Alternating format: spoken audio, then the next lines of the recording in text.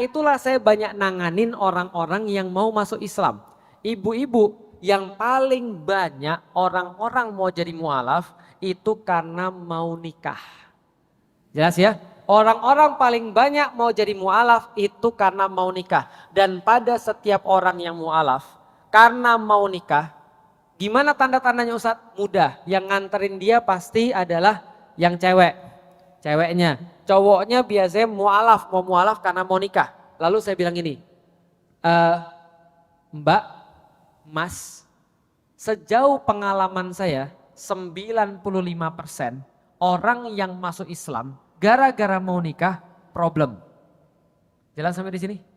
95% orang-orang yang mau masuk Islam gara-gara nikah problem. Itu yang saya dapetin. Walau bisawab yang ibu-ibu dapetin, tapi yang saya dapetin problem. Apa aja problemnya? Bismillahirrahmanirrahim. Assalamualaikum warahmatullahi wabarakatuh. Alhamdulillah, puji dan syukur senantiasa kita panjatkan pada Allah Subhanahu wa taala. Allah yang telah menggenggam nyawa kita, Allah yang telah memperbolehkan, mengizinkan kita pada hari ini untuk bisa bermuajahah. Allah masih menitipkan ruh kita setelah Allah mengambilnya malam tadi, dan kita dipersilahkan untuk melakukan amal-amal soleh pada hari ini. Mulai tadi sholat subuh, kemudian kita berkumpul di sini, kita mendengarkan nama-nama Allah disebut, nama Rasulnya disebut, dan kita memohon kepada Allah bahwa kesemua ini menjadi timbangan-timbangan yang nanti akan memberatkan amal-amal kita kepada keridhaan Allah Subhanahu wa ta'ala. Salat dan salam semoga tercurah dan terlimpahkan kepada baginda Nabi besar Muhammad sallallahu alaihi wasallam, bagi siapapun yang menjadi keluarga beliau, bagi kepada siapapun yang menjadi sahabat-sahabat beliau, tabi'in, tabi'ut tabi'in, dan siapapun yang mencintai Nabi Muhammad sallallahu alaihi wasallam. Mudah-mudahan kita semua termasuk barisan-barisan di belakangnya yang senantiasa mencoba yang terbaik untuk mengikuti sunnah Nabi besar Muhammad sallallahu alaihi wasallam. Ceweknya, cowoknya biasanya mualaf, mau mualaf karena mau nikah. Lalu saya bilang gini, Mbak, Mas, sejauh pengalaman saya 95% orang yang masuk Islam gara-gara mau nikah problem. Jelas sampai di sini? 95% orang-orang yang mau masuk Islam gara-gara nikah problem. Itu yang saya dapetin. Walau bisawab yang ibu-ibu dapetin, tapi yang saya dapetin problem. Apa aja problemnya? Setelah Islam ternyata dia nggak praktis, dia nggak sholat, dia nggak puasa, dia nggak apapun, masih makan babi juga. Lah kenapa? Ya karena dia sebenarnya nggak tahu kenapa dia Islam. Yang dia pengen cuma nikah aja. Ingat tadi yang awal-awal saya bilang tentang ikhlas. Ketika dia masuk Islam harusnya karena Allah, bukan karena nikah. Maka saya bilang jangan masuk Islam karena nikah. Apa saran saya pada mereka? Lebih baik sekarang putus dulu. Setelah putus yang cowok belajar Islam dulu. Nanti kelihatan tuh. Kalau yang cowok memang niatnya mau Islam, dia akan tetap belajar. Tapi kalau niatnya nggak benar, sudah putus, ya udah ngapain saya masuk Islam? Sampai sekarang paham? Sampai di sini paham? Saya lanjutin lagi nanti. Saya bilang putus dulu, udah batalin dulu niatnya mau nikah. Sekarang coba lihat ini orang serius nggak di dalam agama. Kalau serius nanti baru kemudian bisa nyambung lagi gampang. Langsung dinikahkan gampang. Tapi kalau nggak serius nggak usah. Emang Ustadz Felix nggak nikah? Ustadz Felix nggak masuk Islam gara-gara nikah. Saya masuk Islam tahun 2002. Nikah tahun 2006. Berapa tahun saya belajar Islam? 4 tahun saya belajar Islam. Untuk tahu dan yakin bahwasanya saya siap untuk membina rumah tangga. Dan sudah tahu apa kewajiban-kewajiban saya. Bapak Ibu sekalian, berapa banyak kita lihat orang-orang muslim yang dari awal muslim nikah rumah tangganya bermasalah? Berapa banyak? Bahkan gak jarang di antara kita orang-orang yang udah punya ilmu ngajar, tapi rumah tangganya bermasalah. Banyak atau tidak? Banyak.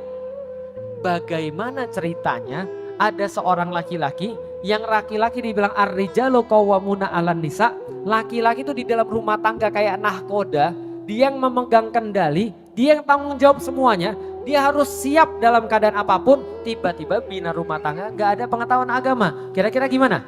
Itu yang saya khawatirkan. Ada yang gak sholat, ada yang tetap makan babi, ada yang 3 bulan lagi balik ke agama yang lama, ada yang keluarganya bermasalah, mereka berdua tetap muslim tapi anaknya diambil sama neneknya dan segala macam problematika. Maka saya bilang lebih baik putusin dulu, ngaji dulu.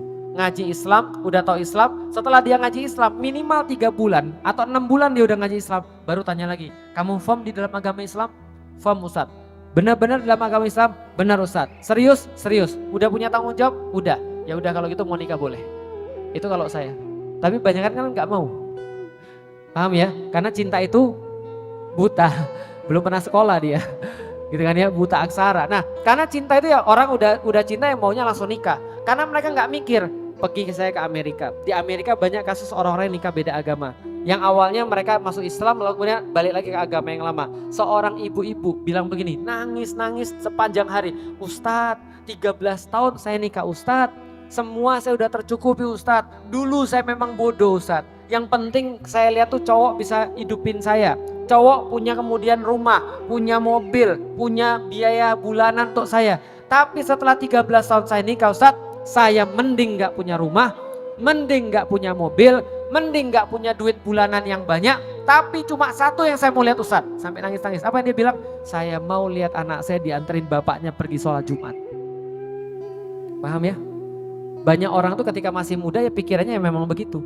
Kadang-kadang kita juga masih muda ngelihat kita kan lucu. Gitu kan ya. Kita sekarang ngelihat kita pas masa muda lucu. Kenapa? Kok bisa kita kayak gitu? Ya namanya cinta ya begitu. Nah saran saya lebih baik putus dulu aja. Kenapa? Lihat ini cowok benar-benar mau masuk Islam atau tidak. Kalau cuma mau masuk Islam karena nikah, problematika 90%.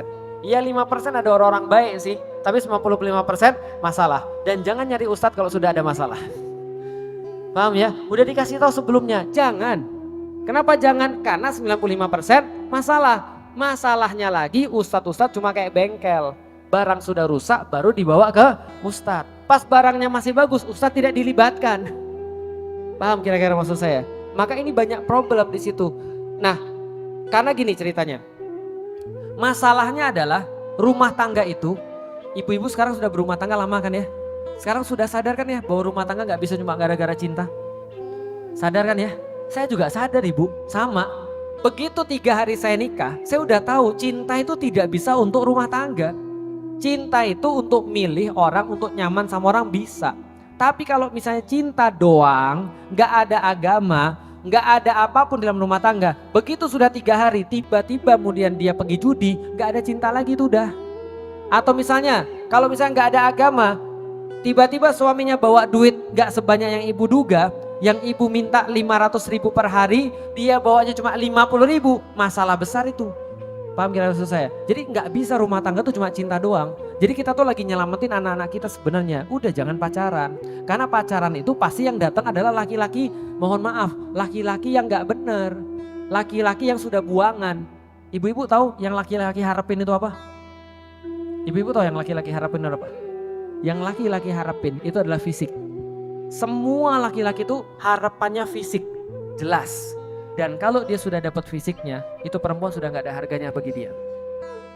Makanya kalau ada laki-laki yang sudah siap, dia gak akan mau pacaran. Percuma ngapain pacaran kalau laki-lakinya siap. Kalau dia sudah siap, dia tinggal nyari istri dong. Kalau dia gak siap, belum bisa punya uang buat nikah, belum bisa punya tahu tinggal di mana, belum siap, dan ciri-cirinya tanya aja, kapan kita mau nikah? Jawabannya, udah jalanin aja dulu. Nanti aja, maybe yes, maybe no. Paham? Ya udah bulan Agustus.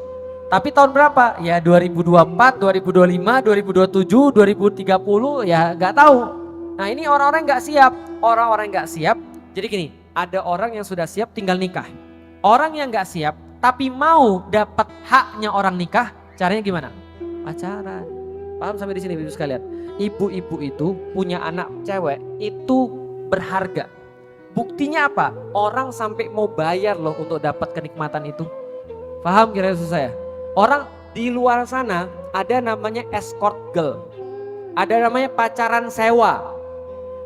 Mahal nggak kira-kira sewa orang pacaran?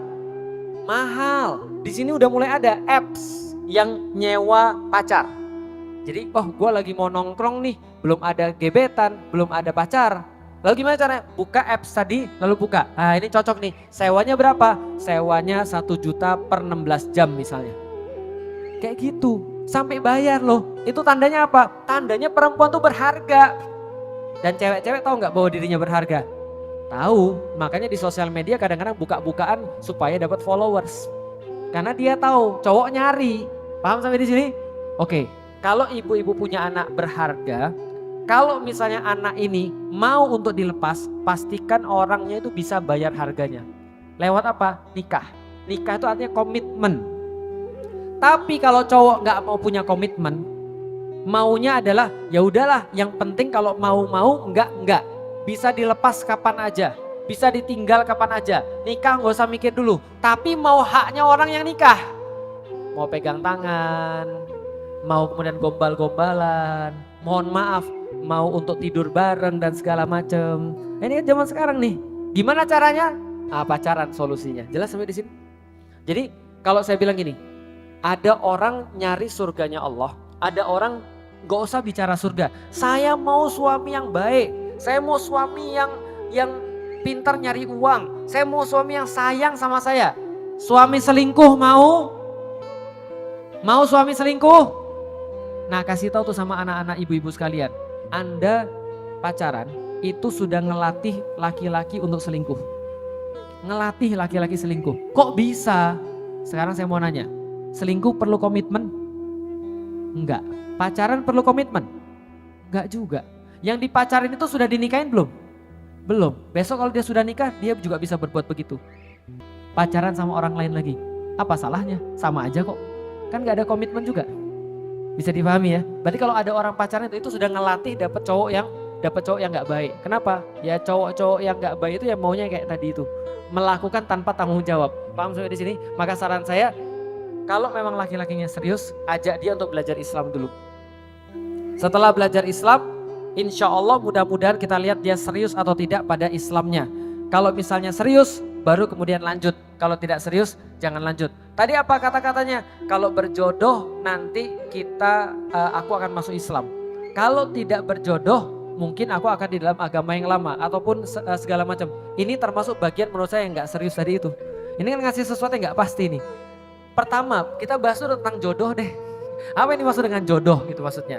Jodoh itu adalah ketentuan Allah yang kita jalani setelah kita bermaksimal untuk menaati Allah. Itu jodoh.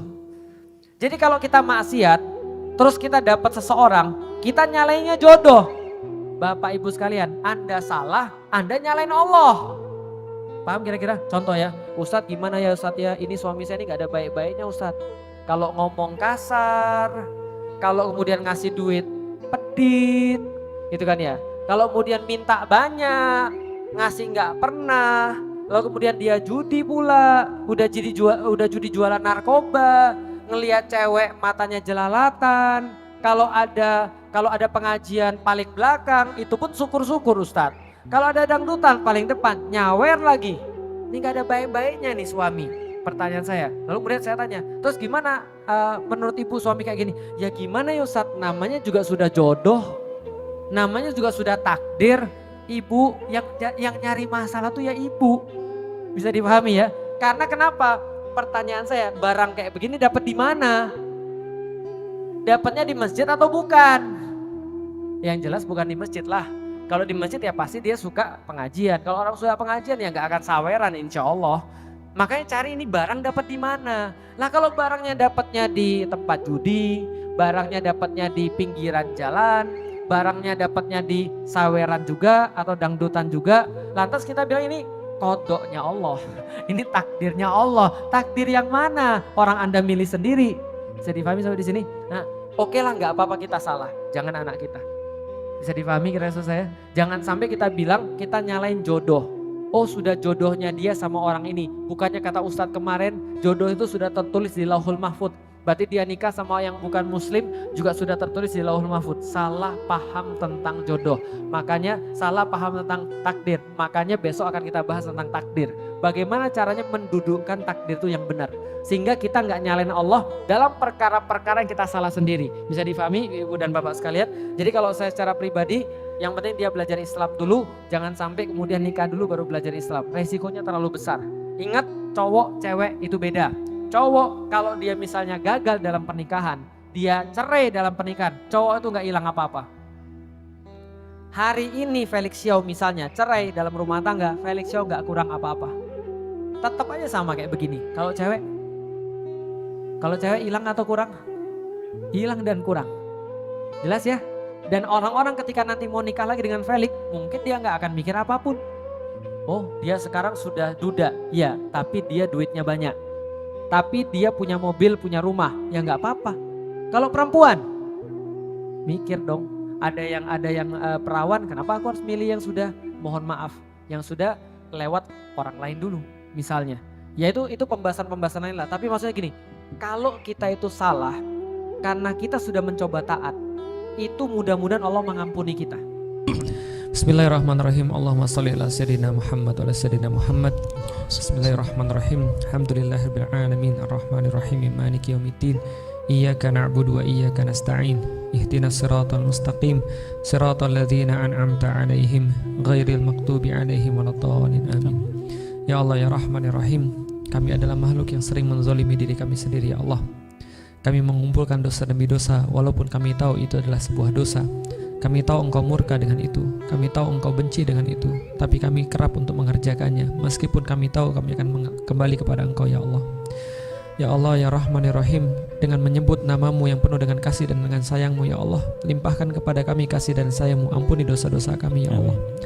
Maafkan kesalahan-kesalahan kami ya Allah, tutupi aib-aib kami ya Allah, aib-aib kami di hadapan manusia kini dan nanti di hadapan Engkau ya Allah.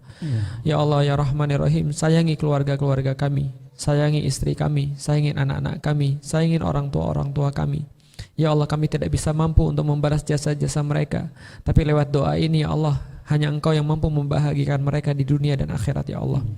Ya Allah ya Rahman ya Rahim, karuniakan kepada kami kekuatan, karuniakan kepada kami kemampuan untuk senantiasa untuk berbicara agamamu kepada manusia.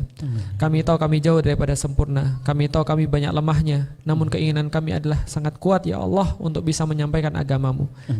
Jangan Engkau cabut amanah dakwah daripada lisan-lisan kami hanya karena kami tidak becus dalam menjalankannya ya Allah. Ya Allah, jangan Engkau cabut amanah dakwah daripada pundak kami hanya karena kelemahan kami dalam mengembangnya ya Allah. Ya Allah, berikan kami satu hari lagi untuk bisa mendakwahkan agamamu ya Allah. Ya Allah ya Rahman ya Rahim, sesungguhnya Engkau adalah Maha Pengampun, Engkau adalah Maha pemberi taubat, maka Engkau mudah bagi Engkau untuk bisa memberikan kami taubat dan ampunan-ampunan ya Allah. Ya Allah ya Rahman ya Rahim, di waktu ini, waktu-waktu yang mulia ini, di malam-malam ganjil yang di dalam bulan Ramadan ini ya Allah, karuniakanlah kepada kami mendapatkan rezeki, mendapatkan Lailatul Qadar, mendapatkan malam yang lebih baik daripada 1000 bulan. Ya Allah, karuniakan kami untuk ringan dalam memberikan sedekah, karuniakanlah kami untuk senantiasa ringan untuk menegakkan ibadah. Ya Allah, buatlah kami berat untuk bersuudzon dengan saudara-saudara kami, ikatkan hati di antara kaum muslimin ya Allah, buat kami saling sayang menyayangi ya Allah, jangan buat kami saling curiga ya Allah, jangan buat kami saling berpisah ya Allah. Ya Allah ya Rahman ya Rahim, kami doakan terkhusus pada saudara-saudara kami di Palestina, kami doakan khusus pada saudara-saudara kami di Syria, kami doakan pada saudara-saudara kami di Baitul Maqdis agar mereka mendapatkan ketenangan sebagaimana kami dalam menjalankan ibadah Ramadan. Ya Allah, jadikanlah darah-darah mereka, jadikanlah keringat-keringat mereka, jadikanlah teriakan-teriakan mereka sebagai pengganti murkamu ketika Engkau berhadapan dengan mereka di yaumil kiamat. Dan jangan Engkau murka kepada kami ya Allah, karena kami tidak bisa menolong mereka pada saat ini ya Allah. Janganlah Engkau memberikan tanggung jawab itu kepada kami ya Allah, karena kami tidak sanggup untuk membantu mereka pada saat ini ya Allah. Ya Allah, kami mendoakan seluruh muslim di dunia yang tertekan, kami mendoakan seluruh muslim di dunia yang mereka sedang dizalimi ya Allah, semoga mereka bisa bersabar sebagaimana sabarnya orang-orang terdahulu, dan agar kami semakin kuat untuk memperjuangkan Islam, karena kami tidak sabar untuk membantu mereka ya Allah. Rabbana atina fid dunya hasanah wa fil akhirati hasanah wa qina adzabannar. Ya Allah, kebaikan-kebaikan di dunia sebelum kebaikan-kebaikan di akhirat ya Allah. Rabbana atina fid dunya hasanah hasanah wa fil akhirati hasanah wa qina adzabannar. Ya Allah, kuatkan lisan kami dengan Islam, kuatkan lisan kami dengan Al-Qur'an, kuatkan amal-amal kami dengan amal-amal kebaikan, dan bersihkan semuanya dengan ikhlas ya Allah. Rabbana atina fid dunya hasanah wa fil akhirati hasanah wa qina adzabannar. Ya Allah, jadikanlah Cinta Quran Center, jadikanlah orang-orang yang berjuang di bawahnya ya Allah, jadikanlah Ustadz Fatih Karim, jadikanlah orang-orang yang bersama dengan beliau menjadi orang-orang yang dirahmati oleh-Mu ya Allah. Jadikanlah mereka beroleh hidayah tambahan ya Allah. Jadikanlah mereka mendapatkan ampunan-ampunan, dan siapapun yang berada dalam ruangan ini ya Allah, kumpulkan kami sekali lagi di yaumil kiamat sebagai orang-orang yang muslim. Kumpulkan kami sekali lagi di yaumil kiamat lalu memasuki surga sebagai orang-orang muslim. Jadikan kami bertetangga di surga sebagaimana Engkau janjikan. Rabbana atina fid dunya hasanah wa fil akhirati hasanah wa qina adzabannar. Subhanaka rabbika rabbil izzati amma yasifun wa salamun alal mursalin walhamdulillahirabbil alamin. Assalamualaikum warahmatullahi wabarakatuh.